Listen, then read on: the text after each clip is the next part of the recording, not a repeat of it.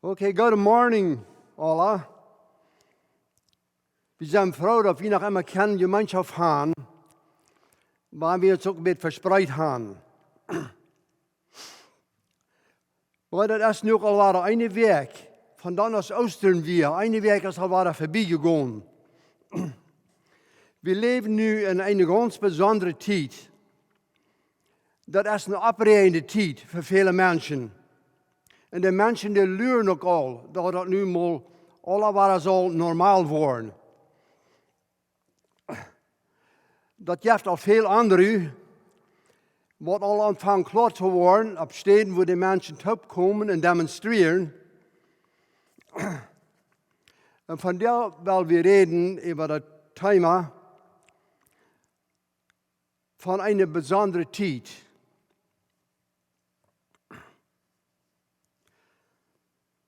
Dat is werkelijk een bijzondere tijd in ons leven. En dan, wanneer we dan denken dan, de tijd staat helemaal stil. En dan de tijd die brengt ook veel met zich. En die ändert immer. En immer bosja. En wanneer we denken aan de laatste 100 of vielleicht 120 jaar, meer änderungen zijn er passiert, als er in de laatste 1000 jaar passierden. Ik denk me nog, als ik een ganz jonger jong was, dan had ik al een handuur. En doordat ik me nog een beetje brood met. En waren de anderen me zagen, die wilden bald naar mij komen en vragen, wat is de tijd?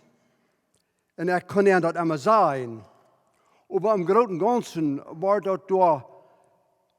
nicht angesehen als ein gutes Ding. Das war angesehen als von das weltlich wir. Für mich wird das vielleicht ein bisschen spannender. Das Unternehmen, wie uns, ich dachte, was ist alles damit, wenn ich weiß, was die Zeit ist. Weil von der, als je allemaal haft in een cellphone, zo maar allemaal, en we daar bloß een paar Mal op touchen en dan weten we wat de tijd is. Een ding is klar, ons leven, dat is een beetje aangerecht, voor de tijd, waar we ben leven. Er zijn velen die zur Arbeit fahren, die willen oppassen, dat ze niet lood zijn. En dan zijn ook vele appointments die gemerkt worden, zoals bij een dokter en zo wieder. En dan moeten we door om tijd zijn. Tweitens, we kunnen ook naar de tijd kijken in ons leven im großen und Ganzen. Ja, we worden in deze wereld aangeboren, wo we nichts te zeggen hadden. En we kunnen dat ook zo nemen als, dit is de tijd als de zon opging voor ons. En wanneer dat leven niet even is, dan gaat de zon ook onder. Nu, velen, die hebben een zeer korte tijd. We weten dat vele kinderen bij klein sterven. En dan ook, wanneer die jong zijn, eens gestorven ook die tijd. En dan zijn er ook vele, die worden ouder. En dan zeggen we, dat is meer normaal. We kunnen vielleicht sagen, sterben ist nicht normal. Der Tod ist nicht normal. Den hat Gott nicht geschaffen am Anfang. Der kam dann an und dat wir wens de Sinn, dat het zo'n geven deed. Aber nu lesen wir im Psalm Kapitel 90, Vers 4, das sagt, ons Leben ist hier 70 Jahre. En wanneer het dan hoog gaat, wat tagen dich? Weil we zijn ja nu nog de dingen dat er passeren dat de mensen nog maar wat 100 jaar oud worden en dan ook nog een beetje even. En dat zeggen we dan, dat is butajeweenalje. Wanneer we denken dan aan Noah zijn tijd, voor de overschwemming, dan werden er viele mensen die leven einfach dicht bij 1000 jaar. En we zeggen, dat is vreemd voor ons, zo staat. Dat zei we keinmal meer, han keinmal meer gezien na die tijd. Doch, die tijd die kwam immer zum Eng. Verend ook. En de zon ging onder. Dan is er nog een derde weg waar we naar kijken kunnen. En dat is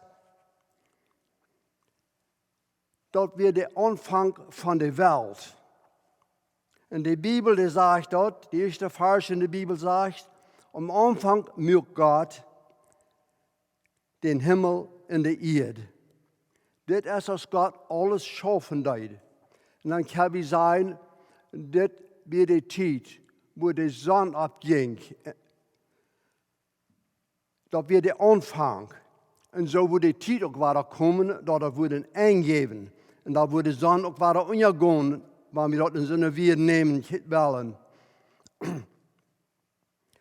Als deze tijd aanvangt,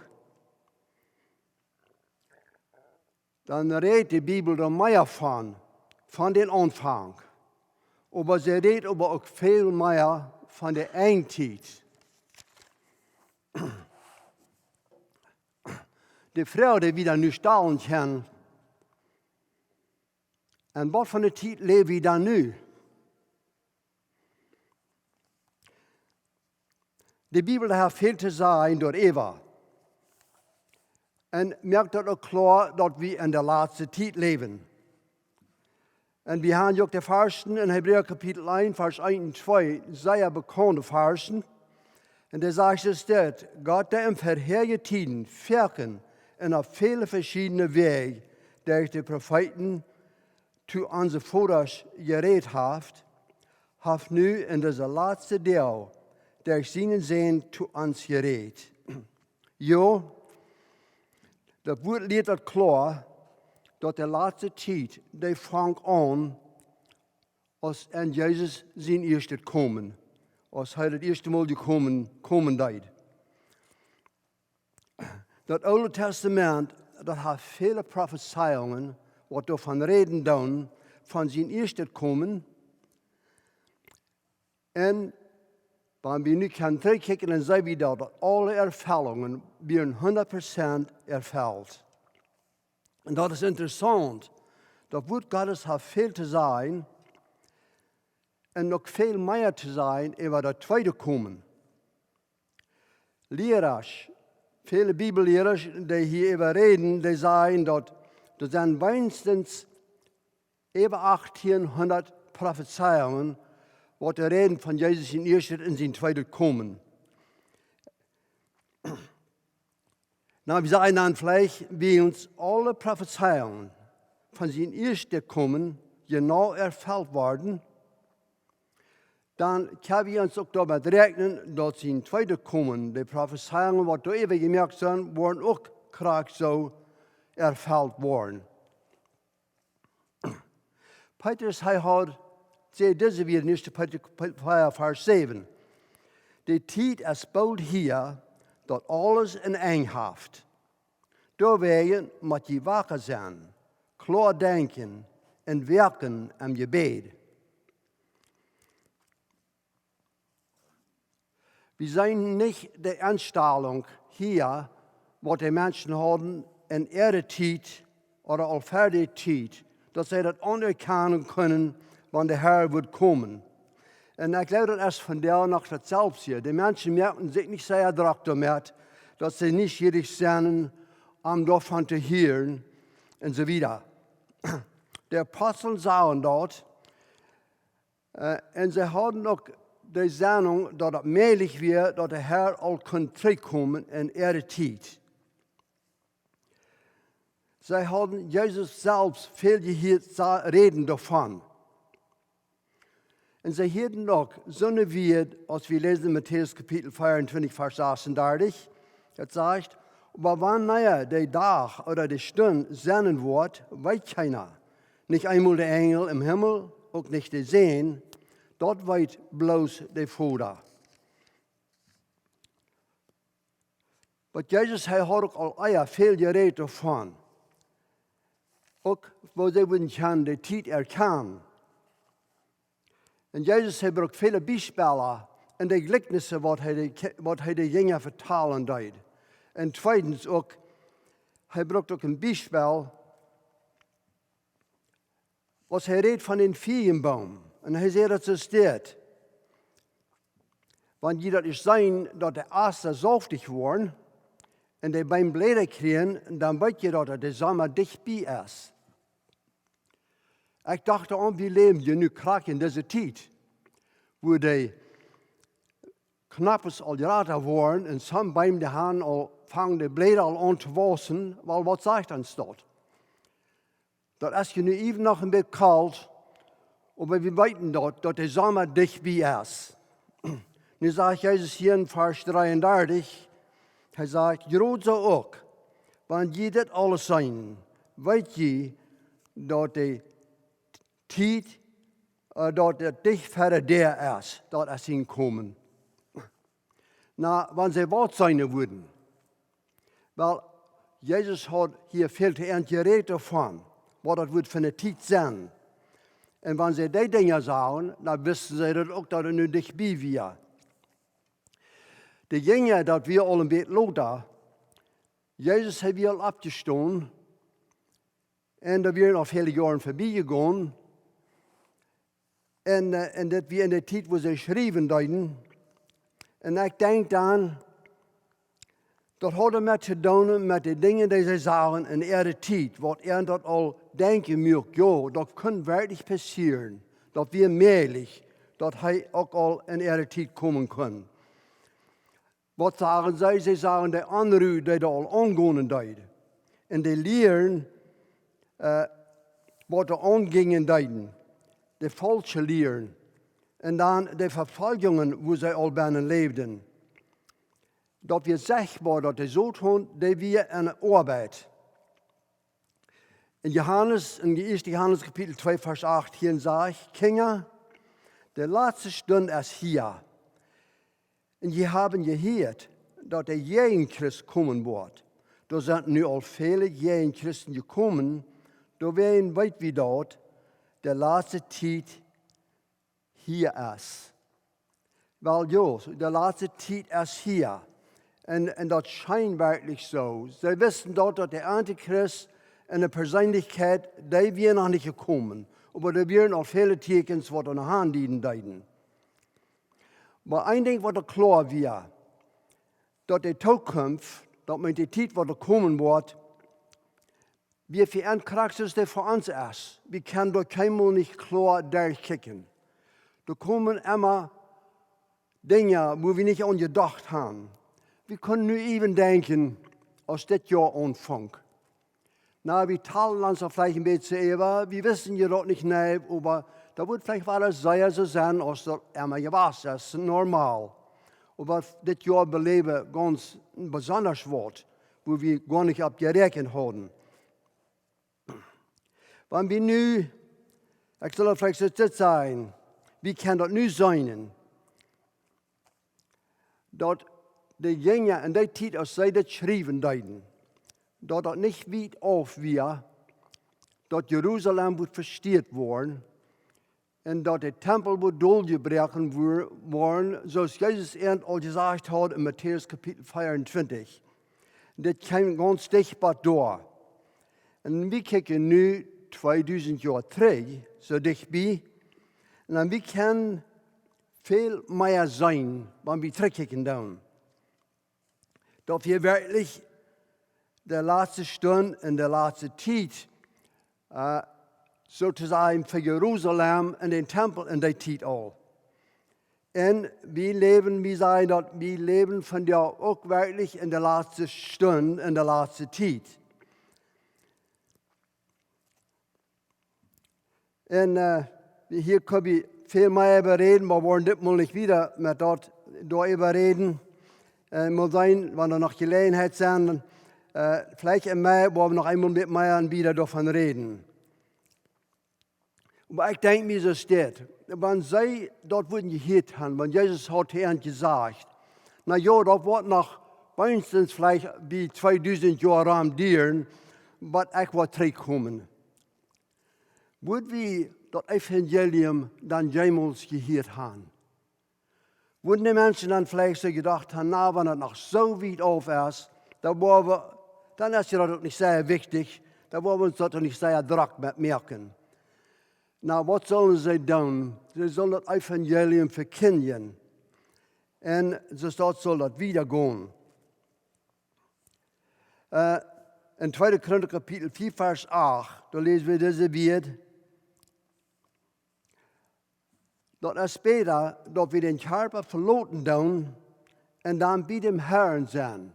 We zullen ons dat vielleicht ook anschauen, dat de Herr der ist keinmal wieder auf aus einer Lebenszeit. Und verehrt, dass wir so aus sie verleiten ihr Körper, wenn sie sterben deuten, und wir bei dem Herrn. Aber im Großen und Ganzen würde er noch nicht kommen. Und das kann ich von der auch noch nicht sagen. Maar wel moeten we überdenken. In het Oude Testament had al in al ihre Tieden, zij hadden al in al ihre Tieden nur den Messias geleerd. En zij hadden al veel van geleerd, wie de Propheten, die reden davon. En zij wisten, dat hij moet komen. Maar veel weer voor hen ook niet klaar. En ik neem aan, dat had vielleicht ook nog te doen met de blindheid, waar ze met gepleegd werden. En wat ernst zo te zijn, een beetje om die zin houden deed, zo is dat ook erst van jou vervelen. Ze kunnen eenmaal dat niet goed uit eindelen, dat er wordt het eerste komen zijn en er wordt het tweede komen zijn. Ze dachten meer aan de Messias, naar den ze luiden. Hij wordt komen en hij wordt raden. En hij wordt regeren zijn. En hij wordt van ihre Feind vrijmaken, die immer weich bedrecken deuten. Und was sie verstehen können, dass wir auch, wenn wir denken dann an ihre Zeit, sie haben ja noch immer diese Sinn abgemerkt. Und sie wussten dass der Sinn noch mal soll betont werden. Und dass wir ein klares Bildnis von der Sinn abfahren, aber sie können dort scheinbar nicht klar verstehen, was der Krieg meint. Viele Prophezeiungen, was dann nicht erfüllt sind, noch nicht, und nicht klar werden, ein bisschen durchstünden aus dem Geheimnis, dort, wo sie nicht klar sein können. Da werden viele Prophezeiungen auch in ihrer Zeit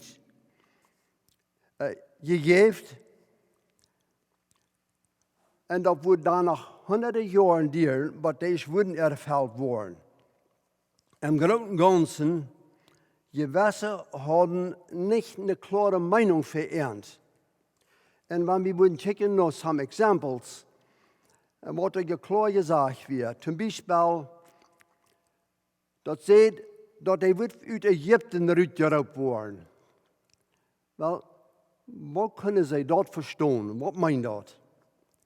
Weil wir würden nicht darüber reden, aber wir sind bekannt mit der Geschichte, dass das Kind in Lebensgefahr wird und wird nach Ägypten gebracht durch einen Traum von Gott, den Josef hat. Und dann Lothar hat Josef auch einen Traum, als jene Menschen ist gestorben werden, und dann kann er zurückkommen. Und dann brachte er dahin, auch so, dass er nach Nazareth tragen darf. Und dann wird sehen, aber auch, er wird ein Nazarener sein. Weil ein Nazarener, der hat nicht einen sehr guten Namen, die werden ein bisschen leer angetan. Aber wo die von Nazareth kommen, das wäre auch ein schweres Ding, würde wir sagen, für ihn zu verstehen. Und dann sollen wir noch vielleicht noch ein, und das ist drittens, dass er wird verkauft worden für 30 Selbellinge oder verrot worden durch 30 Selbellinge. Und das finden wir auch in Zacharias Kapitel 11, Vers 12. Und wenn wir da überdenken, dann, nun sind diese Schriftgelehrten und Pharisäer, die sind da, und dann kommt Judas, der Verräter, noch und er wird Jesus verraten. Und er sagen kriegt, von der ist. Wat je wie anders in die Zeit ist von dir. Da wären so die kennen am all. Und sie wir al im Tempel gewesen und so wieder. Aber doch die große Mehrheit von den Menschen, die haben am noch nicht gesehen. Das wäre ein bisschen anders als von der ist, wenn wir denken an uns TV. Oder so in unserer Welt erst, wo want dat wie gewas, dat we ze alle gekend hebben. Maar nu zijn deze Lieder, dachten zij daaraan.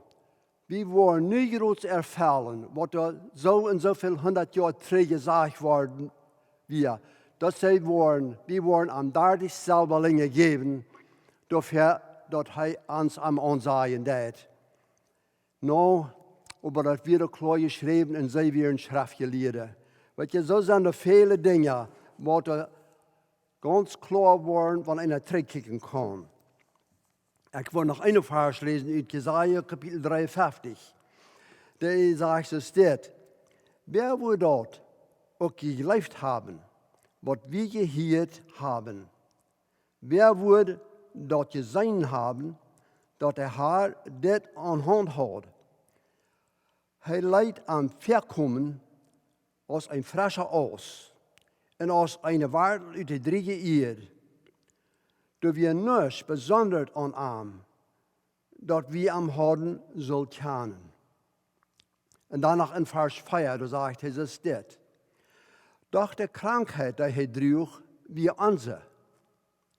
Dat lijden, wat ons traf, droeg hij.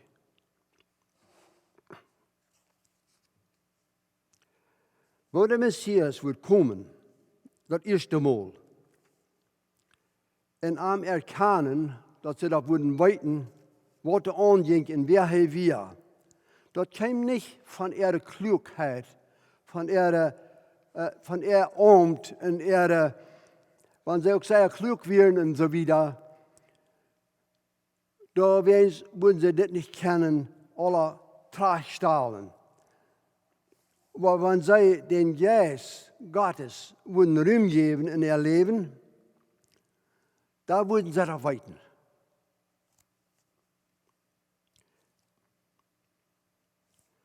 Von der ist das krass nötig, dass wir klar sind, durch Eva, und dass wir dort auch sein können,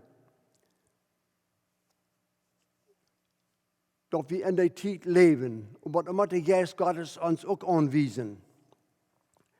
Was passiert mit Israel? So wie das der Leidenschaft in der Nation sein Namen am nicht an. Warum? Das wären so aus der Schrift gelehrt am Pharisäer, und wo einer sie denken, sie würden die Ersten sein, was das sollen die tun haben. Aber wat je, sie wären mehr geïnteresseerd in ihre eigenen Gesetze. Und viele tun hauptsächlich dort, dass sie ihre Macht driven würden können und Kontrolle haben über alles.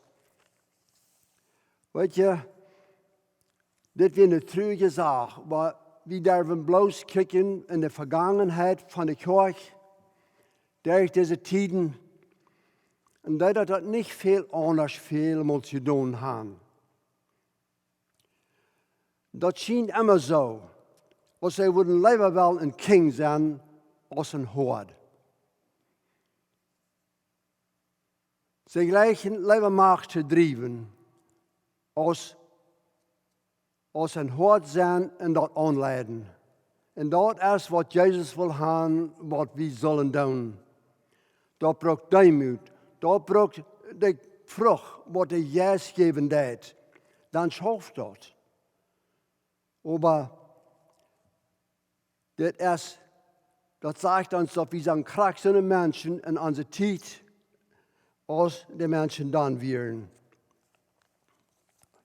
Sondern was wir verstehen können, dass Jesus kommen wird, dann denken wir an Simeon. Und hier sagt er dort, dass Simeon wordt gedreven von den Heiligen Geist. Und das lesen wir in Lukas Kapitel 2. Dat hij dat moet erkennen. En nu lezen we dat door in vers 27, dat zegt, Jozef en Maria, met het Jezuskind, ze kwamen naar den Tempel. En dan vers 27 zegt, dan ging Simon van Jeruzalem, van den Geest gedrungen, zal ik zeggen, in den Tempel nemen. En als de Eltern dat Jezuskind brachten, zoals dat geschreven wird als hij in de tempel nam brengen deiden, neem hij dat kind op zijn arms, loof God en zei, Herr, du hast ihn Versprechen gehouden. Dan lezen we nog wieder in Vers 30.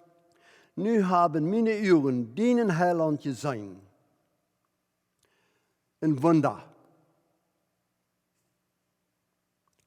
Hij prophezeit daar ook wieder wat er passieren wordt. Jo, hij moet de rader zijn voor alle. Dat zegt hij daar ook. En dan zegt hij ook nog, dat moet overdag niet alles goed zijn wat er moet aangaan. En dan zegt hij, vele die worden zum Volk komen. En dan zu Maria zegt hij, dat wordt zo zijn, dat er de ene zeil wordt een zwaard gesterken worden. Nou, wat meint dat? Dat wordt een klein beetje over 30 jaar later erveld. En ik denk, Simon, hij zegt de tijd, wo de Herr Jezus wordt am kruis hangen. En Maria, die wordt door met een stonen en toe kijken, wat zijn door gekruisigd wordt. Dit weer Simon. En dan lezen we ook nog van de profeet Hannah. Profetin Hannah zou ik zeggen. En zij weer de vrouw die daar im tempel dienen deed. En im gebed weer. En zij erkent den Messias krijgt zo plötzlich als Simon deed. De mensen, dit waren zo'n mensen, die waren rijden voor zo'n tijd. En zij ging en zij vertelt vele mensen dat. Weet je, zo wordt het ook zijn in onze tijd, im großen Ganzen, voor de grote meerheid van mensen, wordt de Herr offerhafts komen. Dat is ook waarom, zo Simon en Hannah, dat het moet zeer wichtig zijn, dat we ook worden rijdt kunnen zijn. En zoals Peter zegt, hij zegt, door bijen, zoals ik al lezen deed, moet je wakker zijn, klaar denken en werken am gebed. Is dat niet wondervol? En dan, voor ons, darf dat niet verhaft zijn. In 1. Thessalonicher Kapitel 4, Vers 4 sagt, das ist dit. Aber je Brüder sind nicht von die im Düsteren leben. Dort jönt der Tag, als ein Stehler überfallen kann. Er sagt dort, je sind Kinder vom Licht. Wir leben in Hoffnung. Und wir ängsten uns nicht. Wenn der Geist Gottes rühmhaft in uns leben, dann leben wir im Licht. Und dann wird der Herr nicht offerhaft kommen von uns. Wir freuen uns, dass wir in so einer Zeit leben können, wo er viel angeht, aber wir dürfen nicht in Unruhe und in Angst leben. Weil wir dem Herrn danken, dass wir können froh sein und vorwärts kicken, nach ihm kommen. Weil wir noch tot beten. Ans Vater im Himmel, wir danken dir für dein Wort. Du hast viel uns gewesen in dein Wort. Und wir können uns verloten auf deine Wort.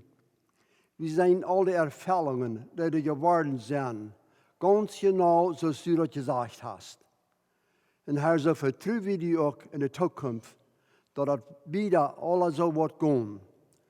Und help uns, Herr, vielleicht auch das anzunehmen, was Petrus uns anspornen mit das, dass wir wollen lernen und dass wir wollen im Gebet sein En help ons, Herr, dat ook wieder met te delen. Dat vele kunnen rijk zijn voor deze tijd. En we danken die dafür in Jezus' naam. Amen.